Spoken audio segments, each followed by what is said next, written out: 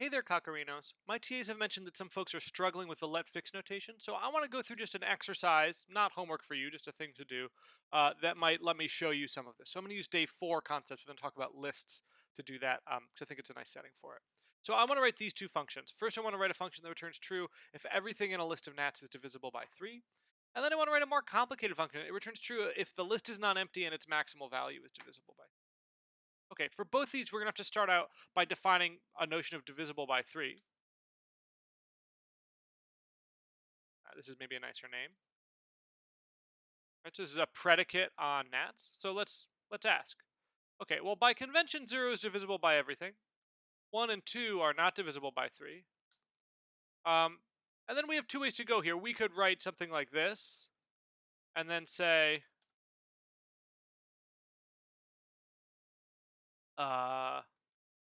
that meta slash alt slash is a super cool command. It completes based on any words found in your file. So if you have a function name defined, it'll just find it. If you keep hitting slash, it'll try to cycle through the different options. Right? This is a good definition. It turns out this line is unnecessary because one n prime we could have here would be 0, and we'll just hit that bottom call. So I think maybe this is clearer. Those of you who've written the third function might sort of recognize what's going on here. Okay, let's just give it a quick test.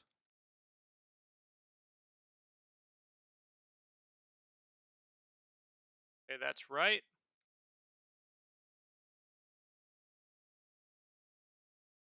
Beautiful.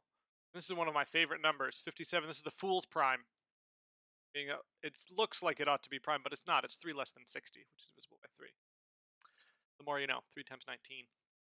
Okay, cool. So that function seems to work. So let's finish it up. We need to write a function that returns true if everything in a list of gnats is divisible by 3. All div by 3. You put a B on the end of this if you want, whatever. L is a list of gnats. Okay, so one way we could do this is it'll be a lot like all B, so I'm going to give you a huge hint here. Okay, well, trivially true here. Yeah, let's use some nicer syntax. Oh, we don't have that syntax yet. Excuse me. Cons ht or maybe L prime. N. Give it good names, right? HT are common names for lists. We're head and tail, right? They're short for that. But if you know your list is some particular thing, sometimes it's nicer to give it a more specific name. Okay, so cons n L prime. So we need div by 3 n and uh, all div by 3 prime.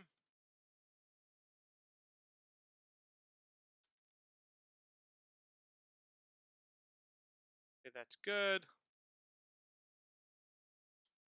Um, Solid. So then let's like throw on something. Okay, so that seems to be doing the right thing. A little bigger.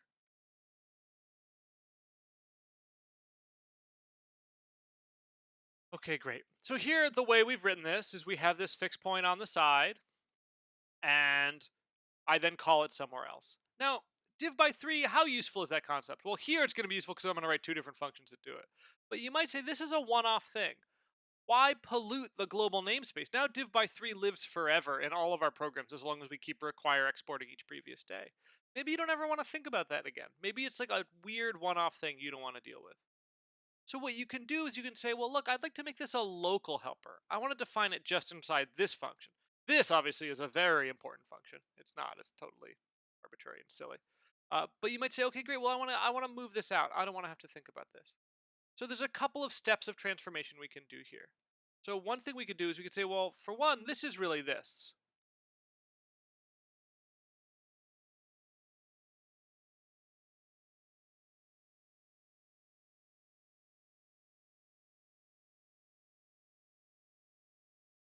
Let me undo all that so I can give you a quick side by side. This definition and this definition are identical. Let me just make sure I got all the syntax right. Good. Right. These two things are exactly the same. Let me just rename this.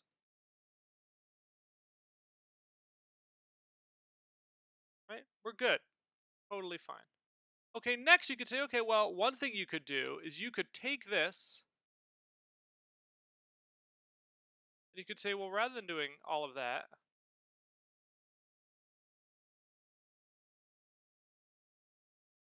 okay, and at this point you're like, wow, what does Prof. Greenberg do in the mornings to have ideas like this? That is terrible looking. And I don't do much. I have two coffees. This is Cafe Suada, Vietnamese coffee. Cannot recommend it highly enough. And then I have another one while walking the dog before. So no, I'm super chill. Nothing weird going on here. But so this is ugly, right? This is horrific. But I wanted to stress that, like, look, this is a perfectly valid program, right? This is totally cool, right? It's going to give the exact same answers. I'm missing a parenthesis. When you have the syntax correct, it's going to give you the exact same answers. Good to know. Like, I'm not saying this is a good program. I just want you to see that it's a valid program. Okay, so what's weird is, like, okay, that's a pretty complicated function to be defining inline. It's pretty odd. So let's try this one more time. So we could say let div by 3 be this.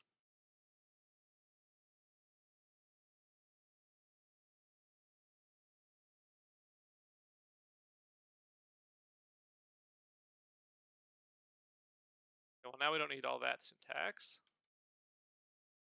Okay, this is also perfectly valid. This also gives exactly the same answers. So we're a step better. This is like a little cleaner. Like you look at this and you say, okay, cool. I need to define this like local function, and then here I'm going to deal with the rest of the sort of the consequences of the rest of it. Now this is a little bit verbose, right? Right. The name div by 3 here. We're naming the function div by 3, and then in fix right here, what we're giving is this is the name for the function that we're going to locally use for recursive calls. So it turns out there's just like a more concise syntax. I'm gonna copy paste this, so we'll call this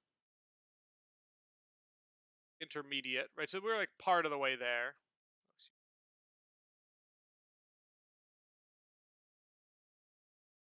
This is gonna get a little bit nicer.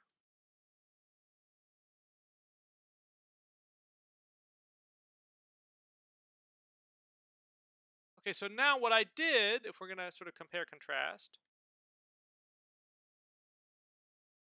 take a look.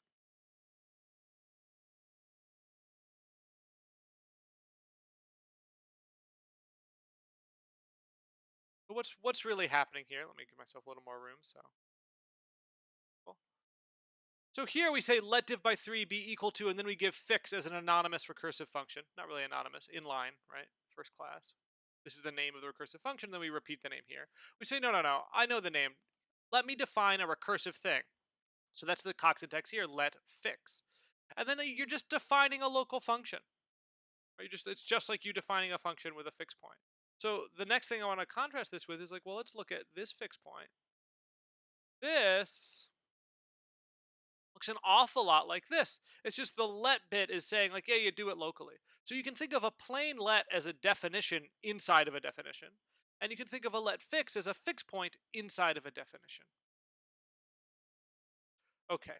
So this is starting to be, I think, pretty nice, right? So if you, in this world, right, where you define just this function, people see the all div by 3 function, the important function for your application logic, but they don't see this sort of tiny implementation detail of like, well, here's how I calculate division by 3, like visibility by 3. Um, and that's nice, right? You've hid some of the details, which means people have to worry about less, worry about things less, and sort of they don't have to see all of your cruft, all of your crap. Okay, cool. Let's move on to the next function, which I think will highlight more of this. So then a function that returns true if the list is not empty and its maximal value is divisible by 3. It's like, how do you calculate the maximal value of a list? Well, let's try that down here. Fixed point max. L is a list of nat. And then you might be tempted to say, oh, it's going to return a natural, but what's it going to do when the list is empty? Like, is there a good number for you to return when the list is empty? I don't think so. I think that's like opening the door to confusion. Sort of like, what if your list was empty and you return, let's say you'll say 0 will be your default maximum. Sensible enough. But then let's say your list was a list thousands long and they were all zeros. How would you tell the difference between these two circumstances? You'd have to look at the list and like, well, you didn't want to look at the list. You just want to compute the max. So we got in a funny spot. So I'm just going to say option nat. and we'll go this way. So how's it going to work? So we'll look at L. If L is empty, and none. We didn't find anything. If it's some n comes down to L prime, well, let's see. What was the max we got on L prime? If there's nothing, well then look. N's the biggest one. Okay, for it to be nothing, it must be that L prime is empty. If it's some m, then we'll return some. I call this maximal. Because max, I think we already defined. Did we do? No, we did min. If n, b, and m. So if n is less than or equal to m, then we'll do m, else n. So this is a little max computation.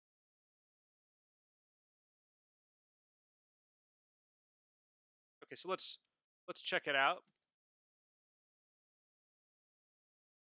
Good.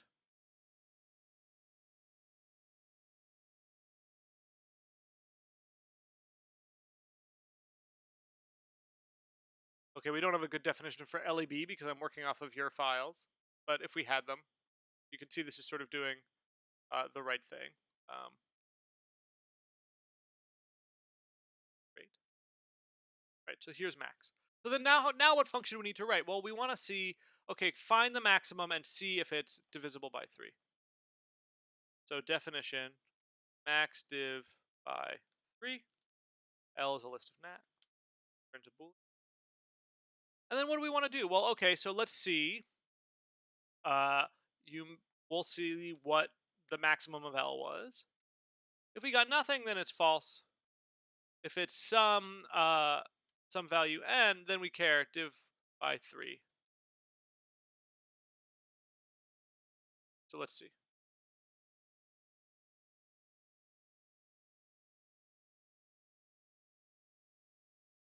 This is going to give me something ugly again because we don't have LEB defined. Let me define LEB. I'll just steal it from our solutions.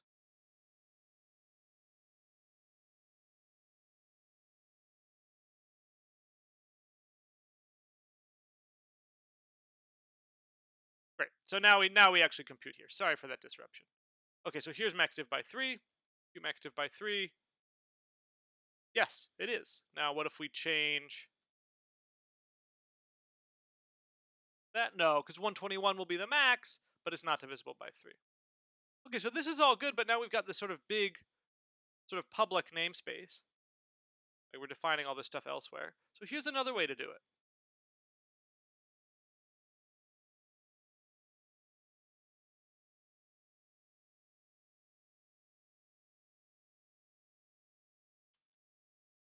So now we just copy paste that definition of max.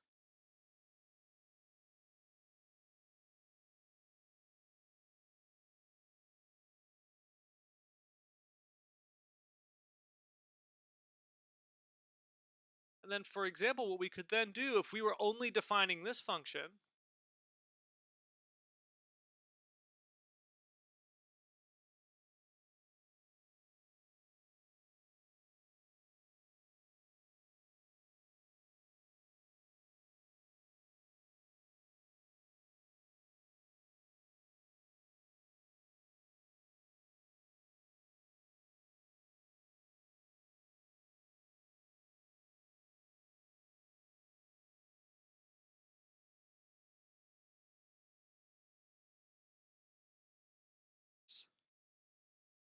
type.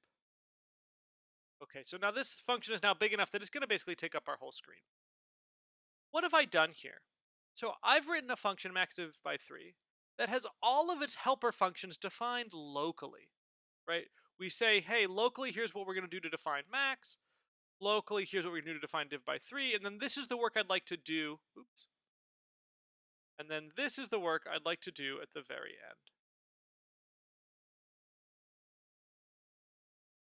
Come on, I'm sorry about this.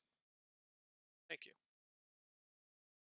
Now, in this setting, okay, max seems like a useful enough function that should maybe even just live in the world, right? That's a function that we could use a bunch. Div by 3, less so. But I wanted to highlight this just to show you that, like, look, you can sort of write these sort of self-contained, interesting functions. Like, you might have had a strange relationship with cock programming so far, where you're sort of surprised by how short the functions are, and then how difficult they are to write for how short they are. You've probably written much longer functions before. So, okay, this is a way that you get to longer functions in a language like cock. We'll get to see other longer ones. But hopefully this makes some sense that let fix is just a way of doing local definitions. I'll try after day 5 to maybe do one more video talking about let fix and accumulator passing style recursive functions, which we saw very briefly in class. But hopefully this alone is enough for us to do stuff now. I will copy paste the code that I wrote here to Zulip just so that people can see it and don't have to transcribe it themselves. Okay, I hope this helps.